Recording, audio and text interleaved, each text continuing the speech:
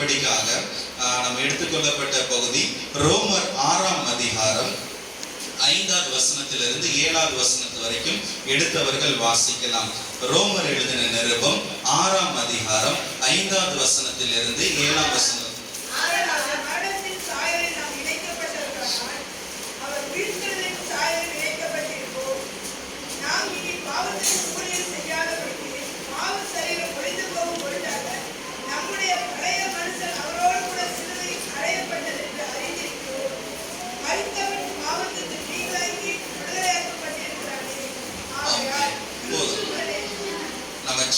கண்கள் மூடி இந்த வசனம் நம்மோடு பேசும்படிக்காக, இந்த வசனத்தை கொண்டு கர்த்தர் நம்மோடு கிரியை செய்யும்படிக்காக நாம் ஜெபிக்கலாம். எங்களை அதிகமாய் நேசிக்கிற எங்கள் அன்பின் தகப்பனே, அப்பா இந்த வார்த்தை கொண்டு நீர் எங்களோடு பேசும்படிக்காக ஜெபிக்கிறோம். இந்த வார்த்தை ஆண்டவரை எங்கள் மத்தியில் ஆண்டவரை வெளிப்படும்படிக்காக ஜெபிக்கிறோம். இந்த வார்த்தையில் இருக்கிற ரகசியங்களை கொண்டு எங்களோடு பேசி ஆண்டவரே இந்த வசனத்தில் இருக்கிற சத்தியத்தினால் எங்களை விடுதலையாக்கி, இந்த வசனத்திலிருந்து நீர் எங்களுக்கு என்ன மன்னாவை வைத்திருக்கிறீரோ அந்த மன்னாவை இன்று எங்களுக்கு அருள் புரிந்து ஆண்டவரே எங்கள் வாழ்க்கையில் ஆண்டவரை நித்திய ஜீவனை நோக்கி கடந்து செல்ல எங்களுக்கு உதவி செய்யுங்க. இந்த வசனம் ஒவ்வொருவருடைய வாழ்க்கையிலும் கிரியை செய்ய ஒப்பு கொடுக்கிறோம்.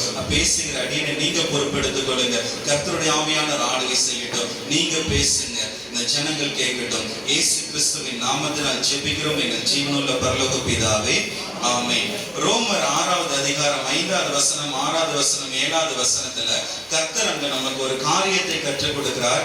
ஆதலால் அவருடைய மரணத்தின் சாயலில் நாம் இணைக்கப்பட்டவர்களானால் அவர் உயிர்த்தெழுதலின் சாயலில் இணைக்கப்பட்டிருப்போம். ஹல்லேலூயா, ஹல்லேலூயா. இயேசுவோடு கூட வாழ அர்ப்பணிக்கப்பட்ட உங்களுக்காக கர்த்தர் இந்த நாள் அவர் சொல்லுகிற ஒரு வார்த்தை என்னவென்றால், அவருடைய மரணத்தின் சாயலில் நீங்கள் இணைக்கப்பட்டவர்களானால் அவர் உயிர்த்தெழுதலின் சாயலில் நீங்க என்ன செஞ்சிருப்பீங்களாமா? இணைக்கப்பட்டிருப்பீர்கள். ஹல்லேலூயா, ஹல்லேலூயா.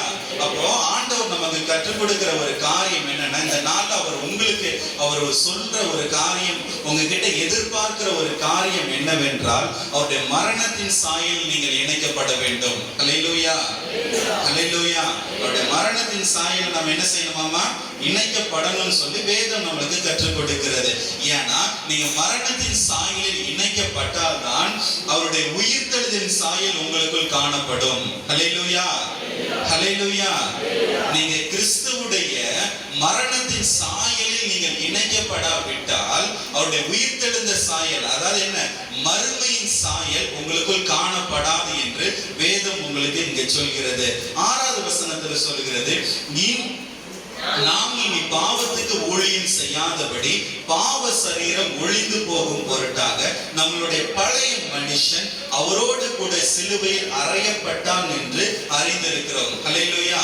அப்போ நம்ம மரணத்தின் சாயல் அவர் கூட இணைக்கப்பட்டு இருக்குமானால் அதோட ஸ்டேட்டஸ் ஆண்டவர் என்ன சொல்றார் அப்படின்னா, அதுக்கு அர்த்தம் என்னன்னா, நம்முடைய பழைய மனுஷன் எங்க அடிக்கப்பட்டிருக்கானாமா?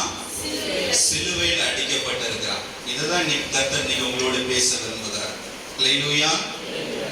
உங்களுடைய பழைய மனுஷன் சிலுவையில் அடிக்கப்பட்டிருக்கிறானா, இல்ல இன்னும் உயிரோடு உங்களுக்குள்ள உட்கார்ந்து இருக்கிறானா?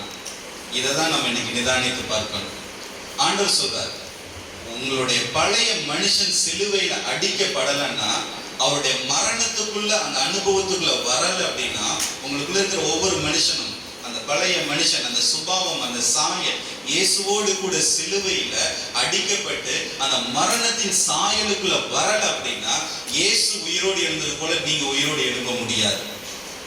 ஹல்லேலூயா, ஹல்லேலூயா.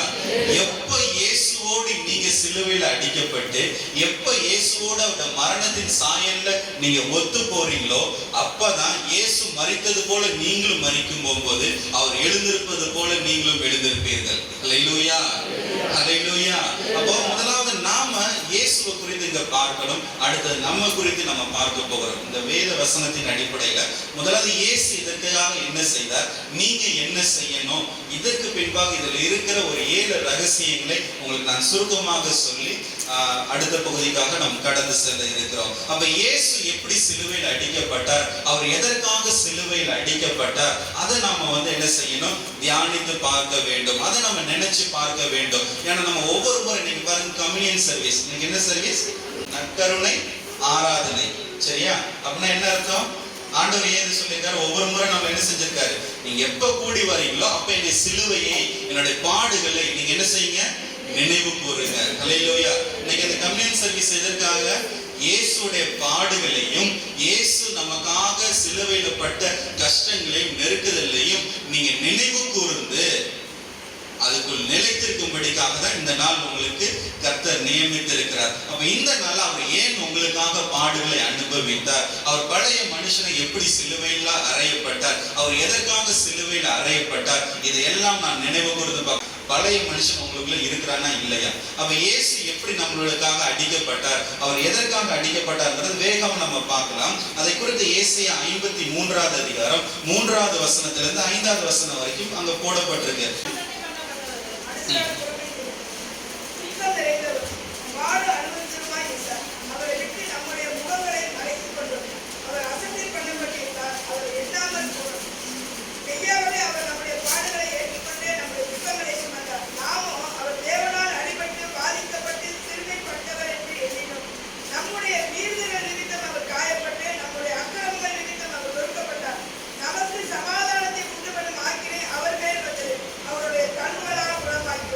இப்ப இந்த 3 வசனத்திலிருந்து 53வது அதிகாரம் 50வது அதிகாரத்திலிருந்து 53வது அதிகாரம் வரைக்கும் இயேசுடைய சிலுவை பாடுகளை மாத்திரம் தான் அந்த 3 அதிகாரங்களும் சொல்லப்பட்டிருக்கு.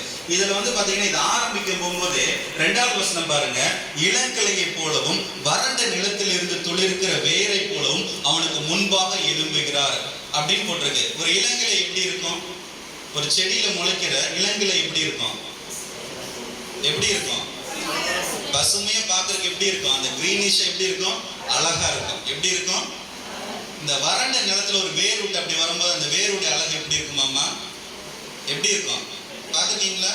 பாருங்க, அந்த வேர் பாத்துருக்கீங்களா, மைண்ட் அப்படி அழகா, அந்த நுனி வேர் பாத்துருக்கீங்களா, வளர்ந்து வர வேறு பாக்குறதுக்கு அழகா இருக்கும். இயேசுடைய அழகு அப்படிதான் இருந்துச்சு. ஹல்லேலூயா.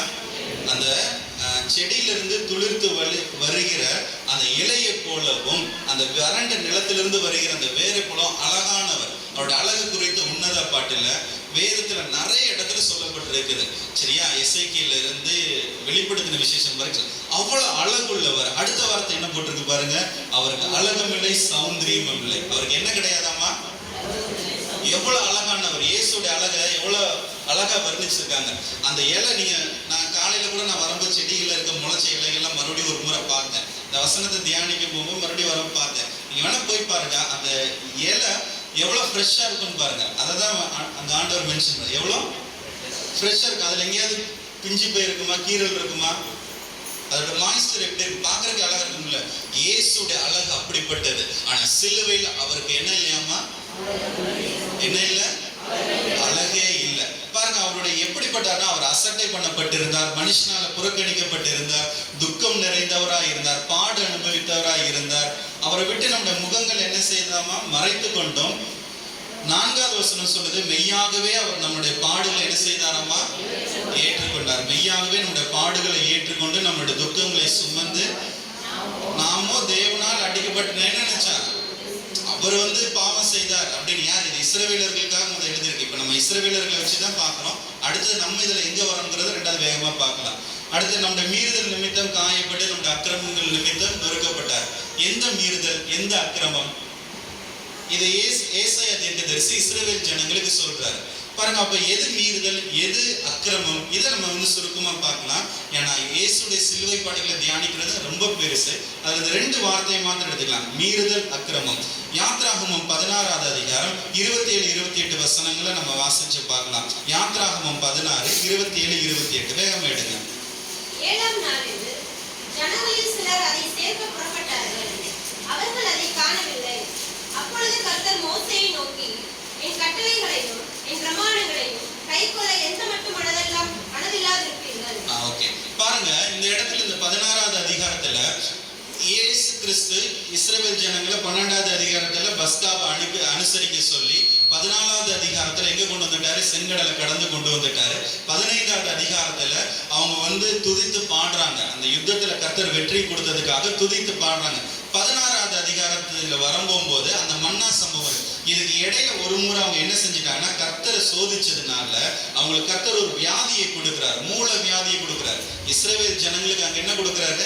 ஒரு மூல வியாதி. அத்தனை பேரும் செங்கடலை கடந்து மாறாவின் தண்ணீரை குடிச்சதுக்கு அப்புறம் அத்தனை பேத்துக்குமே, இஸ்ரவேல் ஜனங்கள் அத்தனை பேத்துக்குமே வயித்தால போகுது. அதனாலதான் கர்த்தர் அங்க ஒரு வாக்குத்தத்தத்தை கொடுக்கிறார், நானே உன் பரிகாரியாகிய கர்த்தர். தண்ணி குடிச்சு கசப்பா இருந்தா ஏசப்ப என்ன வாக்குத்தத்தம் கொடுத்திருக்கணும்? இனிமே உனக்கு நான் நல்ல ஜீவ தண்ணீரா, சுவையான தண்ணீரா இருப்பேன் தானே. ஆனா அங்க கொடுக்கப்பட்ட வாக்குத்தத்தம் என்ன? நான் உனக்கு பரிகாரி. அல்லேலூயா. இப்ப பாருங்க, அவங்க நோய்களை குணமாக்கி எல்லாம் செஞ்சதுக்கு அப்புறம் மறுபடியும் நாங்க என்னத்தை சாப்பிடுவோம்? எகிப்துல நாங்க கறியை சாப்பிட்டோம், அதை சாப்பிட்டோம், எல்லாத்தையும் அவங்க சொல்லி புலம்புறாங்க. எங்களுக்கு என்ன வனாந்திரத்துல நாங்க சாகவா நீங்க கொண்டு வந்தீங்க? யார? ஆண்டவர் பார்த்து முறுமுறுக்கிறாங்க. ஆண்டவர் சொல்றாரு, மன்னா பொழியும். என்ன செய்யறாரு? மன்னா பொழியும். 6 நாளைக்கு நீங்க என்ன செய்யணும்? மன்னாவை எடுத்து அந்தந்த நாளைக்கு தகுந்தது எடுத்து நீங்க சாப்பிடுங்க. ஆனா 7ஆம் நாள் என்ன நாள்? ஓய்வு நாள். 7ஆம் நாள் என்ன நாள்? இந்த ஓய்வு நாளை நீ அனுசரிக்கும்படி நீ என்ன செய்யணும்? என் சமூகத்துல காத்திருக்கணும். அன்னைக்கு நீ சாப்பாடை தேடி போகாத. 6ஆம் நாளே நீ என்ன செஞ்சுக்க? 7ஆம் நாளுக்குள்ளதை நீ எடுத்து வச்சுக்க. ஆனாலும் அங்க என்ன செஞ்சாங்கன்னா, ஜனங்கள் 7ஆவது நாள்ல வனாந்திரத்துல மன்னா கிடைக்குமான்னு தேடி போனாங்க. அப்பதான் ஆண்டவர் சொல்றார், எந்த மட்டும் என் கட்டளைகளையும் என் பிரமாணங்களையும் கை கொள்ள மனதில்லாதிருப்பீர்கள். என் கட்டளை, நான் என்ன சொல்றேன், என் வார்த்தைக்கு நீ எப்பதான் கீழ்ப்படிவ? எப்பதான் கீழ்ப்படிவ? இது ஆரம்பத்துல. இதுக்கு அப்புறம் போனீங்கன்னா இஸ்ரவேல் ஜனங்களை குறித்து கர்த்தர் சொல்றார், அவங்க வணங்கா கழுத்து உள்ளவர்கள். எப்படியாமா? கழுத்து இப்படி கூட அசையாதாமா, அவ்வளவு கடினமானவங்களாமா. எவ்வளவு கடுமையா கர்த்தர் சொல்றாரு. வலிவி போகிற இருதயம். எப்படியும் ஆமா, வலிவினா எப்படி? ஏதாவது ஒரு பொருள் வச்சு இப்படி வலிவிட்டு போகும் பார்த்தீங்களா? என் வார்த்தை அவனுக்கு சொன்னா வலிவிட்டு வெளியே போயிருக்கு. அவன் எப்படிப்பட்டவன்? ஆமா, வலிவி போகிற இருதயம் உள்ளவன். ஆண்டவரே, எந்த அளவுக்கு நீ மனதில்லாம இருப்ப? உனக்கு இவ்வளவு 10 அதிசயங்களை செய்து உனைய அவங்கள கண்ணுக்கு முன்னாடி, யாரு எதிரியும் அவன் கண்ணுக்கு முன்னாடி சாகடிச்சிருக்கேன், உன்னை பத்திரமா கூட்டிட்டு வந்திருக்கேன், உன்னை சுகமாக்கி இருக்கிறேன், உனக்கு மன்னாவை கொடுத்திருக்கிறேன். நான் எதை செய்யன்னு சொல்றேன்னா நீ செய்ய மாட்டேங்கிற, செய்யக்கூடாதுன்னு சொல்றத போய் செய்யற. எவ்வளவு நாள் நீ மனம் இல்லாம இருப்ப நான் சொல்றதுக்கு கீழ்ப்படியாம? ஆண்டவர் கேட்கிறார். அப்போ இந்த மீறுதல்கள் தான் இயேசு அங்க சிலுவையில சுமக்கிறார். அல்லேலூயா. அப்ப அக்கிரமங்கள் என்ன? என்னாகமம் 14வது அதிகாரத்துல 11வது வசனத்தை எடுத்து படிங்க, வேகமா எடுங்க. என்னாகமம் 14வது அதிகாரம் 11வது வசனம். கர்த்தர் மோசேயை நோக்கி, எதுவரைக்கும் இந்த ஜனங்கள் எனக்கு கோபம் உண்டாக்குவார்கள்? தங்களுக்குள்ளே நான் காட்டின சகல அடையாளங்களையும் அவர்கள் கண்டும் எதுவரைக்கும் என்னை விசுவாசியாது இருப்பார்கள். பாருங்க, ஆண்டவர் என்ன சொல்றாரு? அவங்க கண்டும் எதுவரைக்கும் என்ன செய்வாங்க? விசுவாசியாம இருப்பாங்க. ஆண்டவர் கொடுத்த வாக்குத்தத்தம் என்ன? உங்களுக்கு நான் என்ன செய்வேன்? கானான் தேசத்தை கொடுப்பேன். அதான வாக்குத்தத்தம். சொல்லுங்க. இஸ்ரவேல் ஜனங்களுக்கு என்ன சொல்லி வாக்கு கொடுத்து கூட்டிட்டு வராரு வெளியே? செங்கடலை கடந்து வர இவ்வளவு பிரச்சனை, 40 வருஷம் வனாந்திர வாழ்க்கை. எதுக்கு? கானான் தேசம்ங்கிற ஒரு வாக்கு தத்தம். 12 பேர் போய் பாருங்கயாங்கிறாரு. பார்த்துட்டு வந்தா 10 பேர் சொல்றான், ஐயோ அங்கெல்லாம் பார்த்தா ராட்சதர்கள் இருக்கிறாங்க. ராட்சதர்கள்னா அப்படி டிஃப்ரெண்டா இருப்பாங்கன்னு நினைக்காங்க. அவன் இந்த உயரத்துக்கு இருப்பான், ஃபேன் உயரத்துக்கு இருப்பான், அப்படி இருப்பான். கோலியாத் ஒரு ராட்சதன். அவன் வரும்போது அவனுக்கு அந்த கேடயத்தை 2 பேர் தூக்கிட்டு வருவாங்களாமா. அப்ப அவன் எவ்வளவு பெருசு இருந்திருப்பான். இதான் நம்மளுடைய ஒரு மனுஷனா நார்மல் ஹைட். உள்ள ராட்சதனா கொஞ்சம் உயரமா இருப்பான், அந்த ஃபேன் ஹைட் இருப்பான், ஆள் இந்த அளவுக்கு இருப்பான். சொல்றாங்க, அவங்க பார்வைக்கு நாங்க வெட்டுக்கிளியே போல இருந்தோம். எப்படி இருந்தோமாமா? இவன் போய் நின்னா அவன் இப்படி இருப்பான். அவன் ஒரு அடி அடிச்சா நம்ம தாங்குவோமா? ஊரே அப்படி இருக்கிறானுங்க. திடீர்னு ஓடினானுங்க, யானை கூட்டத்துக்குள்ள மாட்டின மாதிரி நம்ம என்ன போயிடுவோம்? நஞ்சு போயிடுவான். இப்படிதான் அவனோட விசுவாசம். ஆண்ட சொல்றேன், அவனை கூட அவனை அடிப்பேன், அவனை அப்புறப்படுத்துவேன், அவனை கொடுப்பேன். வாக்கு தத்தத்தின் மீது விசுவாசம் இல்லாமல் அவங்க என்ன செஞ்சாங்க? மற்றவர்களுடைய இருதயத்தையும் கரைய பண்ணாங்க. அது என்னது? அக்கிரமம். பாருங்க, என்னாகமம் 14வது அதிகாரத்துல 17ல இருந்து 19 வரைக்கும் மோசே அவங்களுக்காக ஜெபம் பண்றாரு. ஆகையால் கர்த்தர் நீடிய சாந்தமும் மிகுந்த கிருபையும் உள்ளவர் என்றும், அக்கிரமத்தையும் மீறுதலையும் மன்னிக்கிறவர் என்றும், குற்றமுள்ளவர்களை குற்றமற்றவர்களாக விடாமல் பிதாக்கள் செய்த அக்கிரமத்தை பிள்ளைகளிடத்தில் 3ஆம் 4ஆம் தலைமுறை மட்டும் விசாரிக்கிறவர் என்றும் நீர் சொல்லியிருக்கிறபடியே என் ஆண்டவருடைய வல்லமை பெரிதாய் வழங்குவதாக. பாருங்க, அவர் எப்படி ஜெபம் பண்றாரு? ஆண்டவரே, நீங்க வந்து பிதாக்கள் செய்த அக்கிரமத்தை பிள்ளைகள் இடத்தில் 3ஆம் 4ஆம் தலைமுறை மட்டும் என்ன செய்யறாராமா? விசாரிக்கிறவர். நீங்க வந்து மன்னிச்சிருங்க. நீங்க அப்படி விசாரிக்காம இந்த ஜனங்களுக்கு என்ன செய்யுங்க? மன்னிச்சிருங்க. அப்போ எதனால இவர் இப்படி செய்தார் அப்படின்னா, இவங்க செய்த அக்கிரமம், விசுவாசிக்காமல் போன அக்கிரமம் யார் மேல வருவாமா? 3ஆம் 4ஆம் விசுவாசிக்கல. கர்த்தருடைய வார்த்தை என்ன செய்யல? விசுவாசிக்கல. கர்த்தருடைய வார்த்தை கீழ்ப்படியில, கர்த்தருடைய வார்த்தை விசுவாசிக்கல. கர்த்தருக்கு விரோதமான முறுமுறுத்தாங்களா இல்லையா? இதை காட்டி என்னை 10 முறை முறுமுறுத்தார்கள், 10 முறை நிந்தித்தார்கள். அப்படின்னா பைபிள்ல 10 அப்படின்னா எண்ணிக்கைக்கு அடங்காததுன்னு அர்த்தம். எப்படியாமா? 10 அப்படிங்கிறது எண்ணிக்கைக்கு அடங்காதது. 10 முறை தான் நிந்திச்சாங்களா? செங்கடல் வர்றதுக்கு முன்னாடி, எகிப்து விட்டு புறப்படுறதுக்கு முன்னாடி 10 முறை நிந்திச்சிட்டானுங்க. உபாகமம் முடிச்சு யோசுவா வந்து நியாயாதிபதிகள் வந்து நிந்திச்சுக்கிட்டே தான் இருக்கிறானுங்க. இதெல்லாம் பார்த்துதான் இதை எல்லாவற்றையும் இயேசு சிலுவையில சுமந்தார். ஹல்லேலூயா, ஹல்லேலூயா, ஹல்லேலூயா. 3 காரியங்கள். ஏன்னா நிறைய நம்ம எடுக்கலாம். 3 காரியங்கள். ஒண்ணு, என்ன செய்யல? வார்த்தைக்கு கீழ்ப்படியல. 2வது, விசுவாசிக்கல. கர்த்தருடைய வார்த்தை மீது நம்பிக்கை இல்லை. அடுத்தது 3 என்ன? முறுமுறுப்பு. இத 3ஐயும் என்ன செய்தார்? இயேசு சிலுவையில் என்ன செய்தார்? சுமந்தார். எப்படி சுமந்தார்? ஏசாயா 50வது அதிகாரம் 4வது வசனத்திலிருந்து 6வது வசனத்து வரைக்கும் வேகம் எடுத்து வாசிக்கலாம்.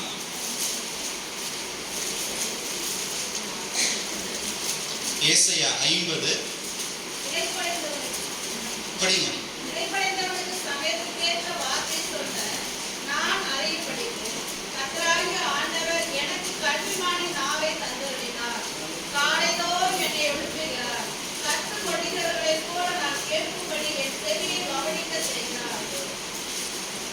கர்த்தராகிய ஆண்டவர் என் செவியை திறந்தார். நான் எதிர்க்கவும் இல்லை, நான் பின்வாங்கவும் இல்லை.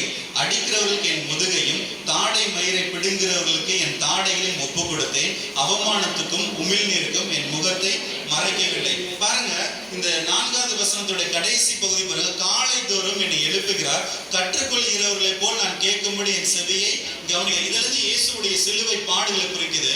அவர் என்ன செஞ்சார்? அந்த சிலுவை பாடுகளுக்கு முன்னாடி, சிலுவையில் அடிக்கப்படுறதுக்கு முன்னாடி அவரை அடிச்சாங்க பாத்தீங்களா, அந்த அதிபதிகளுக்கு முன்பாக. அப்போ பாருங்க, நான் கேட்கும்படி என் செவியை கவனிக்க செய்கிறார். நான் கேட்கும்படி என்ன செய்யறாரம்மா? இயேசுடைய பாடுகள் இங்கிருந்து ஆரம்பிக்குது. முதலாவது அவர் காதை திறந்து கேட்கிறாரு. என்ன செய்யறாரு? சிலுவை பாடல் அவர் முதலாவது அவர் பட்ட பாடு என்ன தெரியுமா?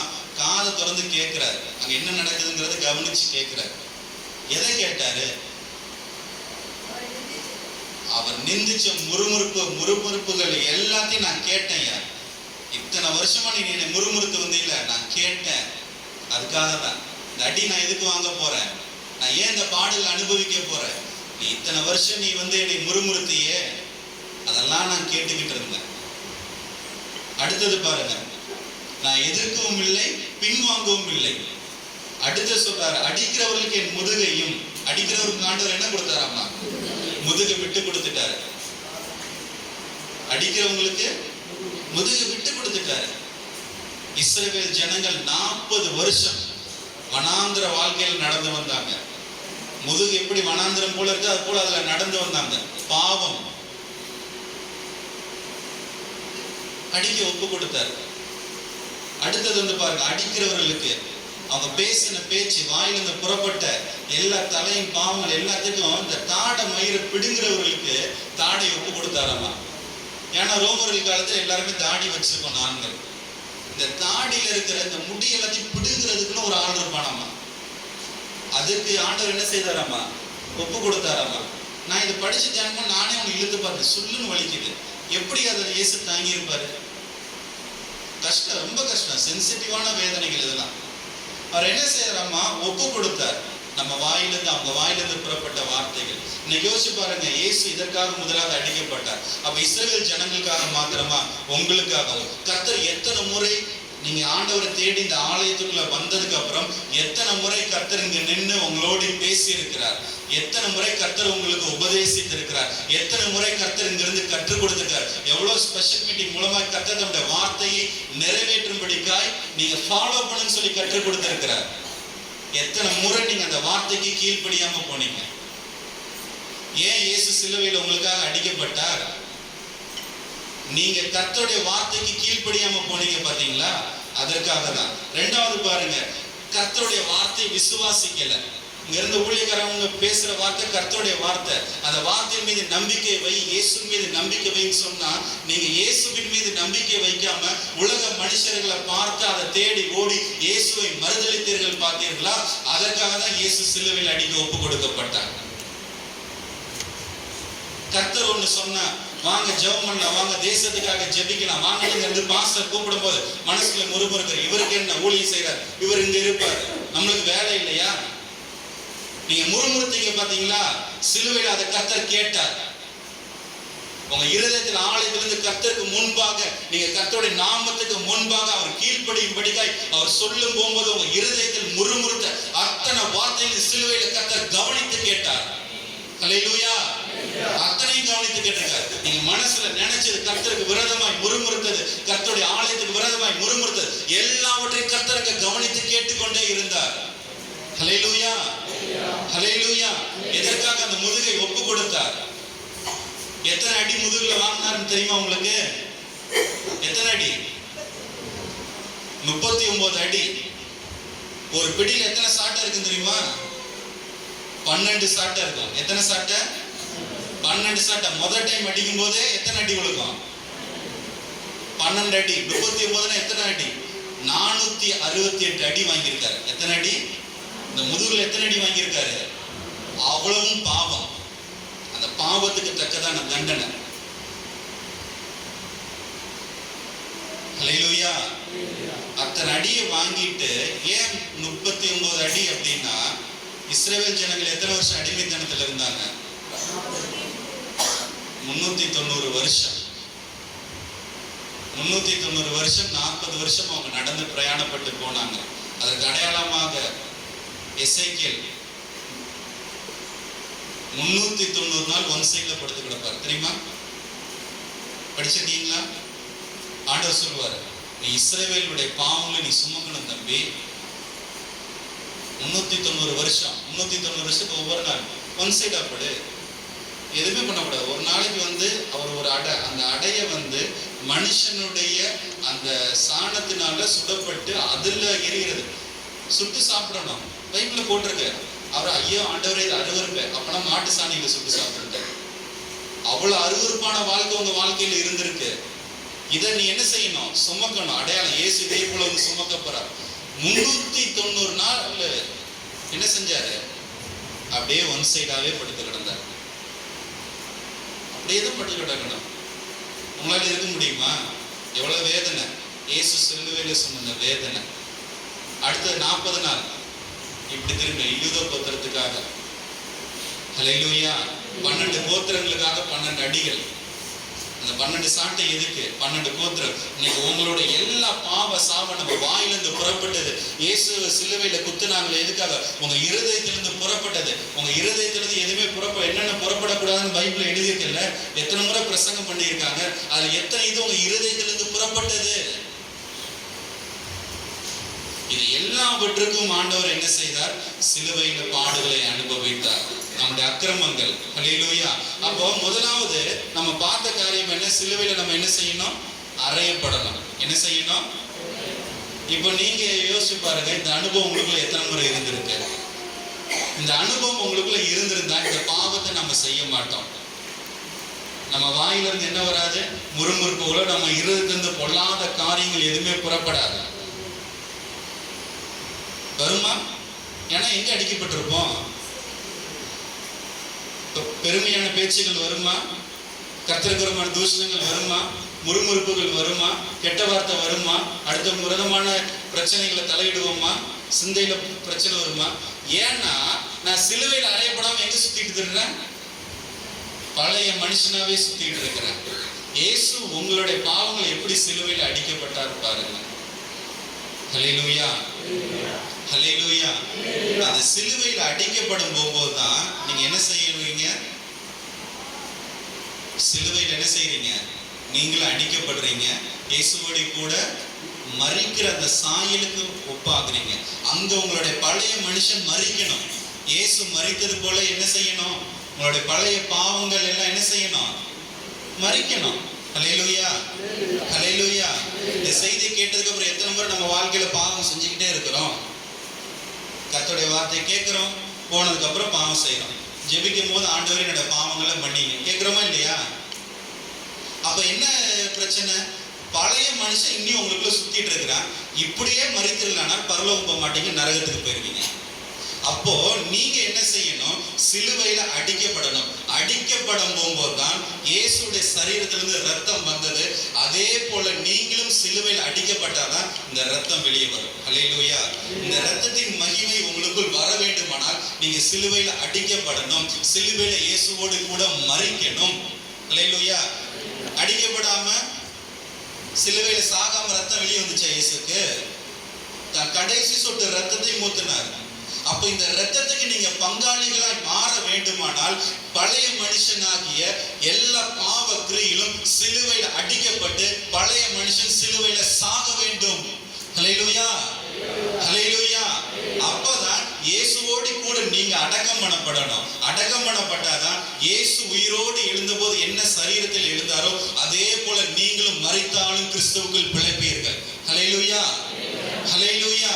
அப்ப அந்த இன்னைக்கு நம்ம ரத்தத்துக்குள்ள வாரோம். இன்னைக்கு அந்த ரத்தத்தை நம்ம தியானம் பண்றோம். அந்த ரத்தத்தை நம்ம நினைவு கூறுகிறோம். அப்ப இன்னைக்கு நீங்க பழைய பாவம், அந்த பழைய மனுஷன் உங்களுக்குள்ள இருப்பானா இந்த ரத்தத்துக்கு நீங்க எப்படி இருப்பீங்க? பாத்திரமா இருப்பீங்களா, அபாத்திரதா இருப்பீங்களா? சொல்லுங்க. சிலுவையில் அடிக்கப்பட்ட பாத்திர, சிலுவையில் அடிக்கப்படலன்னா அபாத்திரமா யாராவது பங்கிட்டா என்ன வருமாமா? வியாதி மரித்து போவான்னு சொல்லி வசனம் சொல்லுது. கர்த்தருடைய பந்தியில் எப்படி வரணுமாமா? பாத்திரனாய் வரணும். எப்படி? சிலுவையில இயேசுவை போல சிலுவையில் அடிக்கப்பட்டு உங்க வாயின் பாவங்கள், உங்க சிந்தையின் பாவங்கள், உங்க செயல் பாவம் எல்லாம் அடிக்கப்பட்டு வரணும். அப்படி வரவங்களுக்கு கர்த்தர் 7 மகிமையான காரியங்களை அந்த ரத்தத்தில் வைக்கிற 7 வசனங்களை வேகமா நம்ம படிச்சு நம்ம டக்குன்னு முடிச்சிடலாம். 10 நிமிடத்துல நம்ம முடிச்சிடலாம். ஹல்லேலூயா. அப்ப அந்த பழைய மனுஷன் அடிக்க போகும்போது அங்கிருந்து புறப்படுகிற ரத்தம் அது எப்படிப்பட்ட ரத்தமாமா? புது உடன்படிக்கையின் ரத்தம். என்னது? புது உடன்படிக்கையின் ரத்தம். அப்ப அந்த புது உடன்படிக்கையின் ரத்தத்துக்குள்ள கர்த்தருக்காக நீங்க கிரியை செய்யணும். இன்னைக்கு நீங்க சர்ச்சுக்குள்ள வாரீங்க, எதற்காக கர்த்தர் உங்களை அழைத்திருக்கிறார்? உங்களை கொண்டு கிரியை செய்ய அவர் அழைத்திருக்கிறார். ஹல்லேலூயா. அவருக்கு நீங்க வேணும், அதனாலதான் கர்த்தர் உள்ள கொண்டு வந்திருக்காரு.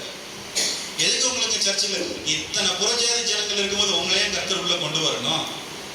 ஏன் உங்களுக்கு பக்கத்து வீட்டுக்காரன் தெரிஞ்சு எடுத்து கொண்டு வர தெரியாதா? அவர்களை காட்டிலும் மேலானவர்கள் நீங்கள் அவருக்கு தேவை. ஹல்லேலூயா. அப்ப அவருக்கு தேவைன்னு உள்ள கொண்டு வந்திருக்காரு. நீங்க அந்த புது உடன்படிக்கையின் ரத்தத்துக்குள் வந்தீர்களானாதான் அவர் உங்களை பயன்படுத்த முடியும். என்ன நோக்கத்துக்காக உங்களை ரட்சித்து ஞானஸ்தானம் கொடுத்து பரிசுத்த ஆவி கொடுத்து இந்த சபைக்குள் கொண்டு வந்தாரோ அந்த நோக்கம் நிறைவேற வேண்டுமானால் அந்த புதிய உடன்படிக்கையின் ரத்தத்துக்குள் நீங்கள் நிற்க வேண்டும். அப்படி நிற்கும் போது என்ன நடக்கும்ங்கிறது 7 வசனங்களை வேகமா சொல்றேன். டக்குன்னு எடுத்து நம்ம பார்த்து நம்ம முடிக்கலாம். 1 யோவான் 1ஆம் அதிகாரம் 8ஆவது வசனத்தை 9ஆவது வசனம் வேகமாக வாசிக்கலாம். அந்த ரத்தத்தினால் உண்டாகிற 7 ஆசீர்வாதங்கள். நமக்கு பாவம் இல்லை என்போமானால் நம்மை நாமே வஞ்சிக்கிறவர்களாய் இருப்போம். சத்தியம் நமக்குள் இராது. நம்முடைய பாவங்களை நாம் அறிக்கையிட்டால் பாவங்களை நமக்கு மன்னித்து எல்லா அநியாயத்தையும் நீக்கி நம்மை சுத்திகரிப்பதற்கு அவர் உண்மையும் நீதியும் உள்ளவராய் இருக்கிறார். ஓகே, பாருங்க. ஆண்டவர் சொல்ற முதலாவது ஆசீர்வாதம் என்ன? அந்த நீங்க சிலுவையில் அடிக்கப்பட்டாதான், அடிக்கப்பட்டு சிலுவையிலிருந்து வெளியே வர ரத்தம். இப்ப கணக்கு பண்ணுங்க. அந்த சிலுவையிலிருந்து வெளியே வடிகிற அந்த ரத்தம் உங்க மேல இறங்கி வரும்போது என்ன ஆசீர்வாதம்? முதலாவது பாவம் மன்னிப்பு. ஹல்லேலூயா. உங்களுடைய பாவங்கள் எல்லாமே எப்ப மன்னிக்கப்படும்னா, எப்ப உங்களுடைய பாவங்கள் எல்லாம் சிலுவையில அறையப்படுதோ, எப்ப பழைய மனுஷன் அதுல செத்து மடிகிறானோ அப்பதான் நீங்க பாவ மன்னிப்புக்குள்ள பூரணப்படுறீங்க. ஹல்லேலூயா, ஹல்லேலூயா. எப்ப பாவ மன்னிப்பு உண்டாகுமாமா? உங்க பழைய மனுஷன் சிலுவையில செத்தால் ஒழிய பாவ மன்னிப்பு கிடையாது. ஹல்லேலூயா. அப்போ நமக்கு பாவம் இல்லை, நான் பாவி இல்லைன்னு நீங்க சொன்னீங்கன்னா நாம என்ன செய்வோமாமா? வஞ்சிக்கிறவர்களா இருப்போம். சத்தியம் நமக்குள் இராது. சத்தியம்னா யாரு? வார்த்தை. வார்த்தை யார்? இயேசு. பாவம் உங்களுக்குள்ள இருக்கமானால் இயேசு உங்களுக்குள் இருக்க மாட்டா. ஹல்லேலூயா, ஹல்லேலூயா. நான் சர்ச்சுக்கு வரேன், கம்யூனிஸ்ட் சர்வீஸ் எல்லாம் இதுவரைக்கும் எடுத்துட்டு இருக்கேன். ஆனா பாவம் இருக்கிறவங்க இருதயம் இப்போது ஒப்புக்கொண்டால் உங்களுக்குள்ள இவ்வளவு நாள் இயேசு இல்லை. அப்ப நீங்க யார் கூட வாழ்ந்தீங்க? யோசிச்சு பாருங்க. அப்ப அப்போ பாவ மன்னிப்பு பூரணப்பட்டாதான் சத்தியம் வசனம் உங்களுக்குள் இருக்கும். இல்லைன்னா எவ்வளவு வார்த்தைங்கிறது வந்தாலும் என்ன செய்யாது, வசனம் என்ன செய்யாது, உங்களுக்குள்ள இருக்காது. அப்ப முதலாவது காரியம், உங்களுக்கு அந்த ரத்தத்தினால உங்களுக்கு என்ன உண்டாகுது, பாவ மன்னிப்பு உண்டாகுது. இரண்டாவது எபிரேயர் 9வது அதிகாரம் 12வது வசனம், வேகமா வாசிங்க. எபிரேயர் 9:12.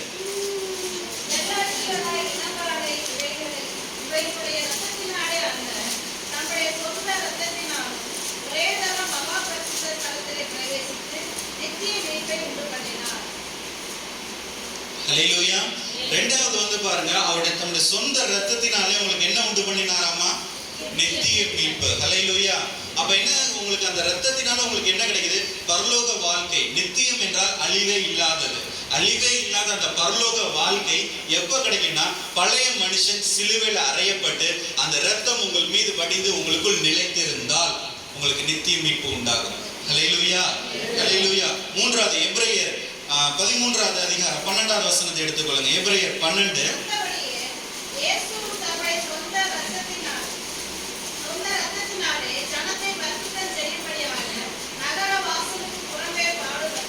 இயேசு தம்முடைய சொந்த ரத்தத்தினாலே ஜனத்துக்காக சிந்தின அந்த ரத்தம் என்ன செய்தாங்க, நம்மள பரிசுத்தமாக்குது. ஹல்லேலூயா, ஹல்லேலூயா. உங்க பாவங்கள் சிலுவையில் அடிக்கப்பட்டு, பழைய மனுஷன் அடிக்கப்பட்டு அந்த ரத்தம் உங்களுக்குள் நிலைத்திருந்தால் நீங்க இந்த பூமியில பரிசுத்தமாய் வாழ முடியும். உங்க கண்கள்ல பரிசுத்தம் இருக்கும், உங்க இருதயத்தில் பரிசுத்தம் இருக்கும், உங்கள் நடக்கையில பரிசுத்தம் இருக்கும். ஹல்லேலூயா. அப்ப மூன்றாவது, உங்களுக்கு சிலுவையில் அந்த ரத்தத்திலிருந்து கிடைக்கிறது என்னது, பரிசுத்தம். நான்காவது எபிரேயர் 12:24 எடுத்து படிச்சு பாருங்க.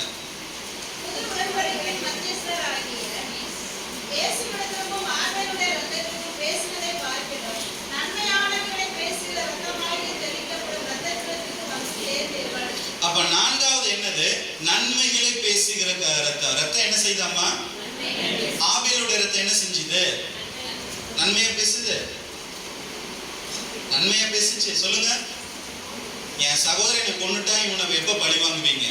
வெளிப்படுத்தும் விசேஷம் வந்து 12வது அதிகாரத்தில் நீங்க வந்து 7வது அதிகாரத்தில் நீங்க படிச்சு பார்த்தீங்கன்னா, 5ஆம் முத்திரை உடைக்கும் போது கர்த்தருக்குள்ள மரித்தவர்கள் எல்லாருமே யாரு, ஊழியக்காரங்க, விசுவாசிகள், கர்த்தருக்காக ரத்த சாட்சியம் மரித்தவங்க.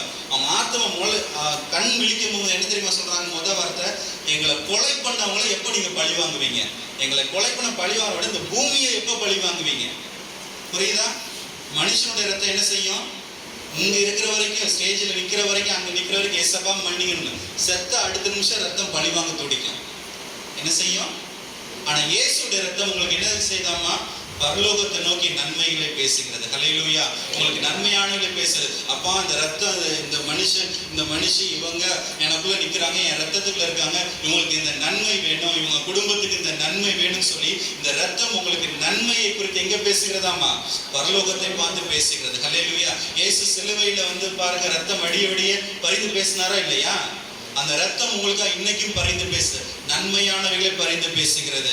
அடுத்தது பாருங்க, 5வது பாருங்க, வெளிப்படுத்தும் விசேஷம் 12:11 பாருங்க. மரணம் நேரிடுகிறதா இருந்தாலும் தங்கள் ஜீவனை பாராமல் ஆட்டுக்குட்டியின் ரத்தத்தினாலும் தன்னுடைய சாட்சியின் வசனத்தினாலும் அவனை ஜெயித்தார்கள். அப்போ சாத்தானை ஜெயிக்கணுங்கிறது கர்த்தர் உங்களுக்கு நியமித்து இருக்கிற பிரமாணம். சாத்தானை இந்த உலகத்துல ஒருத்தரும் ஜெயிக்க முடியலன்னா பரலோகத்துக்குள்ள யாருக்குமே அளவுடு கிடையாது.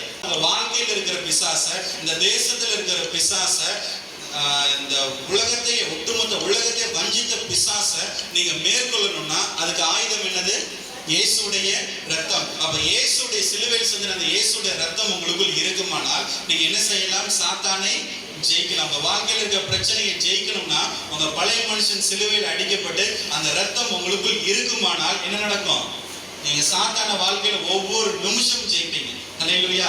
எந்த மனுஷனுக்குள்ள இயேசுடைய ரத்தம் இருக்குதோ அந்த மனுஷன் தான் சாத்தானை என்ன செய்ய முடியும், ஜெயிக்க முடியும். எபிரேயர் 9:14 எடுத்து படிச்சு பாருங்க, வேகமா எடுத்து படிங்க. எபிரேயர் 9:14.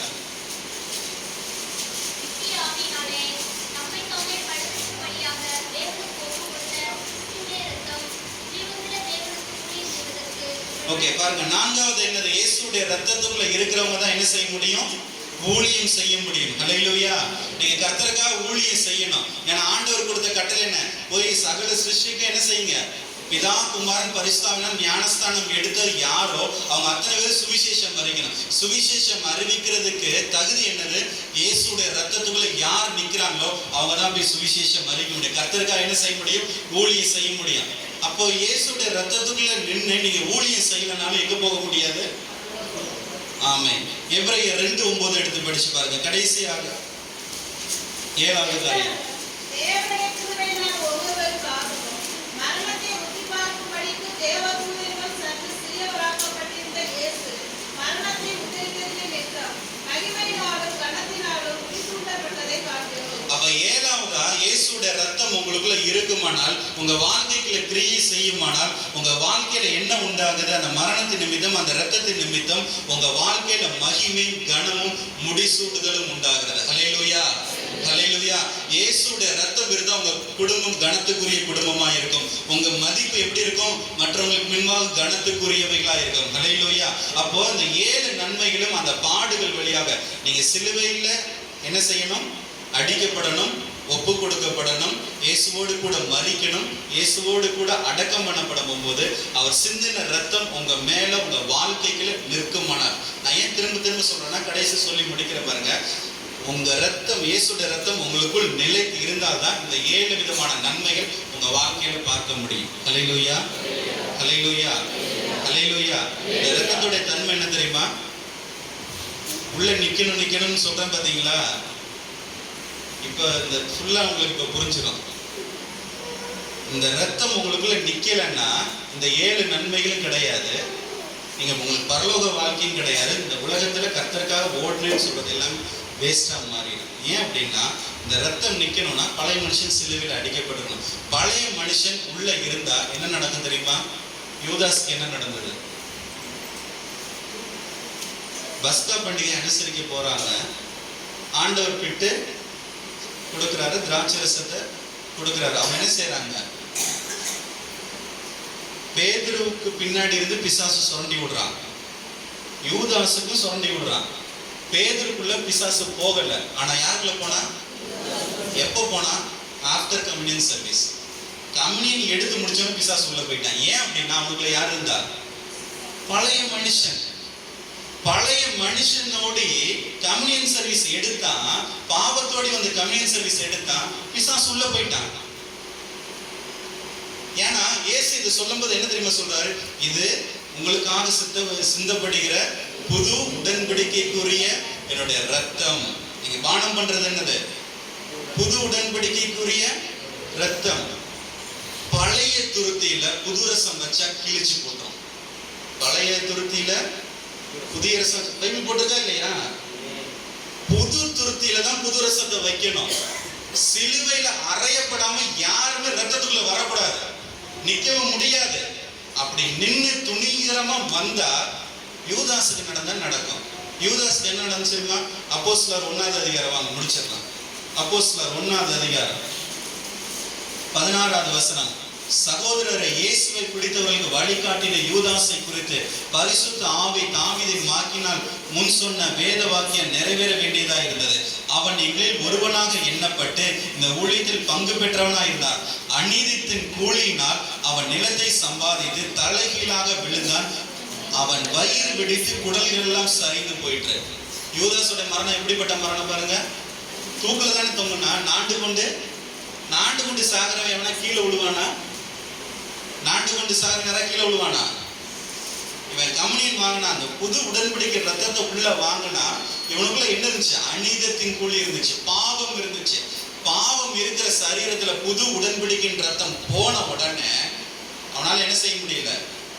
சரி, செத்துட்டான், அதோடு விட வேண்டியதான. ரத்தம் உள்ள இல்ல. என்ன செஞ்சது? அவன் கீழே விழுந்து வயிறு வெடிச்சு குடல்லாம் வெளியே வந்து என்னாச்சு?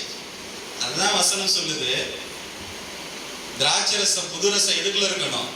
புது துருத்திகள் இருக்கணும். பழைய துருத்தி கிழிச்சிட்டு வெளியே போயிடும். நீ யோசிச்சு பாருங்க, ஒவ்வொரு முறையும் கம்யூனியன் சர்வீஸ் எடுத்துக்க வரும்போதும் பாவத்துக்குள்ள நீங்க மறித்து அவருக்குள்ள பிழைத்தீர்கள் என்கிறதுக்கு அடையாளமா அந்த கம்யூனியன் சர்வீஸ் வரீங்க. ஆனா கம்யூனியன் சர்வீஸ் எடுத்துட்டு போனதுக்கு அப்புறம் எத்தனை முறை நீங்க பாவம் செய்கிறவர்களா இருக்கிறீங்க? நீங்க எடுக்கிற இந்த ரத்தம் எத்தனை முறை உங்க வயிற்று கிழிச்சுட்டு வெளியே வந்திருக்கு? உங்களுக்கு எனக்கு என்ன உண்டாயிடுச்சு? கிருபை. அதனால நிக்கிறோம். யூதாஸ் மாதிரி காலத்துல தான் என்னைக்கோ கிழிச்சிட்டு வெளியே போயிருக்கோம். அப்போ இயேசு உங்களுக்காக ஏன் சிலுவையில் அடிக்கப்பட்டாரு பாருங்க. இந்த அவர் உங்களுக்காக நீங்க பேசின முறுமுறுத்துகள் நிமித்தம், நீங்க பேசின வார்த்தைகளின் நிமித்தம், நீங்க கர்த்தரை விசுவாசிக்காம போன நிமித்தம். நான் இதெல்லாம் தியானிச்சு நைட்டு ஒரு 1:30 இருக்கும்போது ஒரு பயம் எனக்குள்ள வந்துருச்சு. விசுவாசிக்கலன்னா இவ்வளவு பெரிய பாவமா? உண்மையில ரொம்ப பெரிய பாவம். கர்த்தரை ஒரு சின்ன துளியில கூட விசுவாசிக்காம போயிட்டேன். நான் நைட்டு தூங்கும்போது இதை நினைச்சுக்கிட்டே தூங்கினேன். விசுவாசிக்காதது எவ்வளவு பெரிய கர்த்தர், எவ்வளவு பெரிய பாவம். கர்த்தரை நம்பணும். எத்தனை இடத்துல கர்த்தரை நம்ம விசுவாசிக்காம போனோம். அதற்காக அடிக்கப்பட்ட சரீரம். அல்லேலூயா. நமக்காக சிந்தப்பட்ட புது உடன்படிக்கையின் ரத்தம். இந்த ரத்தத்துல பானம் பண்ற நாம ஆண்டவர் இன்னைக்கு விரும்புறாரு. அந்த சபையை பார்த்து சொல்றாரு, உங்களை பார்த்து சொல்றாரு, இந்த ரத்தம் உங்களுக்குள்ள நிக்கணும். அப்படின்னா இப்போ பழைய மனுஷன் சிலுவையில் அடிக்கப்படணும். அல்லேலூயா. துணிகரமா நம்ம என்ன செய்யக்கூடாது? வரக்கூடாது. கிருபை கொடுத்துடுறாரு. கிருபையினால உள்ள வந்துடுறோம். ஆனா பிரயோஜனம் என்ன? இயேசுடைய ரத்தம் உங்களுக்கு நின்னாதான் உங்களுக்கு பாவம் மன்னிப்பு, நித்திய மீட்பு, பரிசுத்த நன்மைகள், அதுக்கடுத்து பிசாசை ஜெயிக்க முடியும், ஊழியம் செய்ய முடியும், கடைசியா மகிமை கணம் இந்த பூமியில மாத்திரம் இல்ல பரலோகத்திலையும் உங்களுக்கு உண்டாயிருக்கும். ஆனாதான் நம்மளுக்குள்ள ரத்தம் இருக்கணுமே, இயேசுடைய ரத்தம் இருக்கணுமே. ஒவ்வொரு முறையும் பாவம் செய்யும்போது கிழிச்சிட்டு வெளியே போயிடுது, பழைய துருத்தியா போயிடுது. ஆண்டவர் இன்னைக்கு மறுபடியும் நமக்கு சொல்ற ஒரு காரியம், ரோமர் 5:7, அவருடைய சாயல நம்ம அடிக்கப்படணும். இந்த வசனம் இதை சொன்ன, அவருடைய சாயல நம்ம அடிக்கப்படணும். பவுல் சொல்றாரு, இயேசுடைய அச்சு அடையாளங்களை நான் தரித்து கொண்டு இருக்கிறேன், அவரோடு நான் இணைக்கப்பட்டிருக்கிறேன். அந்த அனுபவத்துக்குள்ள வாங்க, கர்த்தருக்காக நம்ம கிரியை செய்வோம். பரலோகத்தில் நாம் எல்லாரும் போய் முடிசூட்டப்படுவோம். அல்லேலூயா. பழைய மனுஷனோடு நாம் இருப்போமானால் எதற்குமே பிரயோஜனம். யூதாசோட நிலைமை தான் கடைசியில நித்திய நரகத்துக்கு போயிருக்கும். நமக்கு அதற்காக இருக்கும். இயேசு பாடுகள் அனுப்பி ஒப்பு கொடுத்தார். நீங்களும் பாடுகள் அனுப்பி ஒப்பு கொடுங்க, சிலுவையில் ஒப்பு கொடுங்க. உங்க வாழ்க்கையில் இருக்க பாவங்களை எதிர்த்து போராடுங்க. இந்த ரத்தம் உங்களுக்குள்ள தங்கணும். உங்களுக்காக அடிக்கப்பட்டது. பாவம் செய்கிறவங்கள திரும்ப திரும்ப என்ன செஞ்சுட்டு இருக்க மாட்டார் கர்த்தர், மன்னிச்சுக்கிட்டே இருக்க மாட்டார். பாவங்களை அறிக்கை செய்து அவர்களை விட்டு விடுகிறவனும் இரக்கம் பெறுவான். அல்லேலூயா. பாவத்தை உள்ள வச்சிருந்தா 1 யோவான் 1 அந்த 10-11-12 சொல்லுது, அவரை பொய்யராக்குவோமா. ஏன்னா இயேசு குறித்து வேதவசனம் சொல்லுகிறது, அவர் பொய்யுரையாத தேவன். நீங்க பாவம் செய்து உள்ள வச்சுட்டு துணிகரமா சிலுவைக்கு முன்னாடி ரத்தத்துக்கு முன்னாடி வந்தீங்கன்னா அவர் பொய் சொல்றான். அப்ப என்ன அர்த்தம்? கர்த்தருக்கு விரோதமா பாவம் செய்யும். இந்த நேரத்தில் அப்படியே ஒப்பு கொடுக்கலாம். கண்களை மூடி ஜெபிக்கலாம்.